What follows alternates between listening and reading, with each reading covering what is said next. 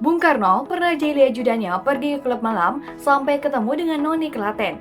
Presiden pertama Republik Indonesia, Insinyur Soekarno atau Bung Karno, rupanya pernah iseng menyuruh ajudannya masuk ke klub malam. Sampai akhirnya sang ajudan bertemu dengan sosok yang tidak terduga di tempat tersebut. Lantas, siapakah sosok perempuan yang dijumpai oleh ajudan Bung Karno itu? Ini dia kisahnya. Suatu hari di awal tahun 1960-an, Presiden Soekarno bertolak menuju Wina, Austria. Bagaimana Presiden Soekarno mengisengi ajudannya saat berobat di kota Wina? Maksud kunjungan tersebut adalah menemui Profesor Dr. Pellinger, seorang internis kawakan yang direkomendasikan oleh Soeharto untuk mengobati penyakit kencing batunya sang presiden.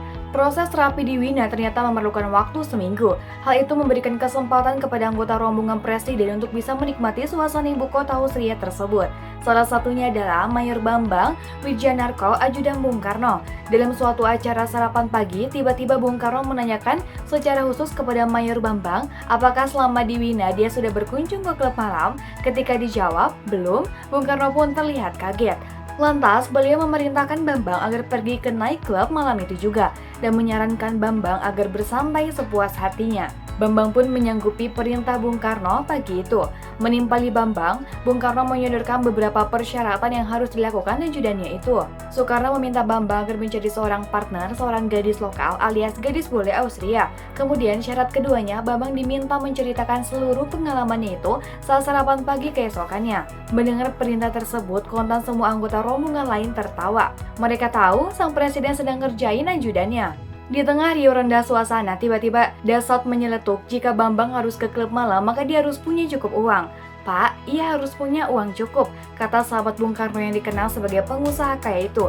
Bung Karno tak banyak berpikir, dia kemudian berdiri dan masuk kamar tidur. Begitu keluar, dia langsung memanggil Bambang. Begitu dihampiri Bambang, Bung Karno membekali Bambang sejumlah uang untuk pergi ke nightclub. Setelah menerima pemberian itu, Bambang pun mengucapkan terima kasih. Tak selesai sampai di situ, Dassault sambil tersenyum menanyakan kepada sang presiden berapa uang yang diberikan kepada Bambang. Bung Karno kali itu memberikan uang $50 kepada Bambang. Namun, Dassault masih tak puas, dia mengatakan kepada Bung Karno jika uang yang diberikan ke Bambang masih kurang. Dassault kemudian menuturkan bahwa harga-harga di kota Wina memang cukup mahal. Sebagai contoh, harga satu botol champagne saja $50. Jadi, kata Dassault, jika Bung Karno memberikan uang segitu hanya cukup untuk minum saja. Nah, kalau begitu, berilah dia tambahan yang cukup ya Das, kata Bung Karno disambut tawa yang lain. Rupanya Dassault pun telah menjadi korban keisengan Bung Karno. Singkat kata, malam itu Bambang berhasil mendapatkan teman kencan seorang gadis bule yang mengaku sebagai warga negara Austria bernama Renata. Bukan main, senangnya ajudan Bung Karno itu.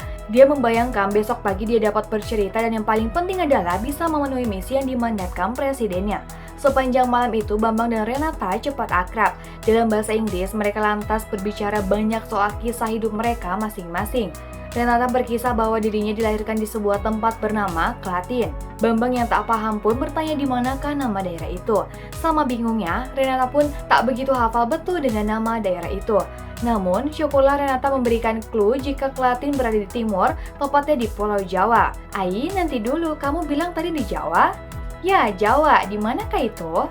Rasa lega dan haru sontak terpancar dari wajah Bambang. Sambil berteriak, dia mengatakan jika Renata adalah seorang gadis Belanda yang dilahirkan di Pulau Jawa. Bambang kemudian menjelaskan kepada Renata jika daerah itu berada di Indonesia. Itu termasuk Indonesia, negaraku, dan kamu bukan lahir di Klaten tetapi Klaten di Jawa Tengah. Singkat cerita, keesokan harinya, kisah kencan semalam itu diceritakan di hadapan Bung Karno dan para koleganya. Begitu Bambang selesai bercerita, pecahlah tawa mereka. Bambang melihat Bung Karno bahkan sampai terpingkal-pingkal dan memerah wajahnya. Bang, jadi kamu jauh-jauh dari tanah air menjadi gadis lokal Austria yang didapat malah noni Belanda dari Klaten, kata Bung Karno seperti dikisahkan Bambang Wijanarko dalam autobiografinya. Duh, ternyata presiden pertama kita isengnya nggak tanggung-tanggung ya. Mimin jadi penasaran sama kelanjutan kisah Bambang dan Renata jadinya.